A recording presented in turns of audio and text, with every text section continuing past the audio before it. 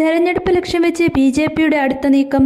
വരാനിരിക്കുന്ന തദ്ദേശ നിയമസഭാ തെരഞ്ഞെടുപ്പുകളിൽ ബി.ജെ.പിയുടെ വോട്ട് ശതമാനം വർദ്ധിപ്പിക്കുകയാണ് ലക്ഷ്യം.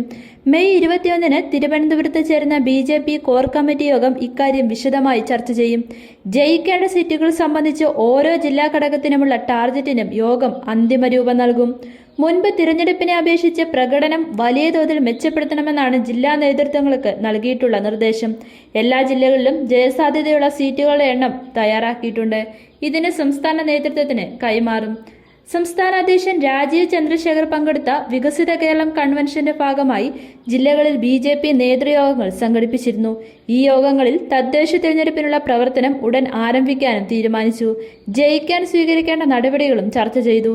ജില്ലാ ഘടകങ്ങൾ തയ്യാറാക്കിയ ടാർഗറ്റ് ജില്ലയുടെ ചുമതല വഹിക്കുന്ന കോർ കമ്മിറ്റി അംഗങ്ങൾക്ക് കൈമാറി.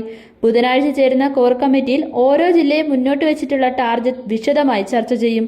പാർട്ടിക്ക് പരമ്പരാഗതമായി ശക്തിയുള്ള ജില്ലകളിൽ പരമാവധി ഉയർന്ന ടാർഗറ്റ് നിശ്ചയിച്ച് അത് നേടാനായിരിക്കും ശ്രമം. എല്ലാ ജില്ലകളിലും കഴിയുന്നത്ര വാർഡുകളിൽ ജയിക്കാനുള്ള തന്ത്രങ്ങൾ ആവിഷ്കരിക്കാനും നേതൃത്വം നിർദ്ദേശിച്ചിട്ടുണ്ട്. ഒരു വർഷം കഴിഞ്ഞ് നടക്കാൻ പോകുന്ന നിയമസഭാ തെരഞ്ഞെടുപ്പിനുള്ള സെമി ഫൈനലായാണ് തദ്ദേശ തെരഞ്ഞെടുപ്പിനെ പാർട്ടി കാണുന്നത്.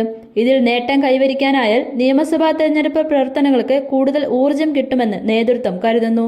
തദ്ദേശ തെരഞ്ഞെടുപ്പ് പ്രവർത്തനങ്ങൾ സംസ്ഥാന തലത്തിൽ ഏകോപിപ്പിക്കാനുള്ള തീരുമാനങ്ങളും വരും ദിവസങ്ങളിൽ ഉണ്ടാകും.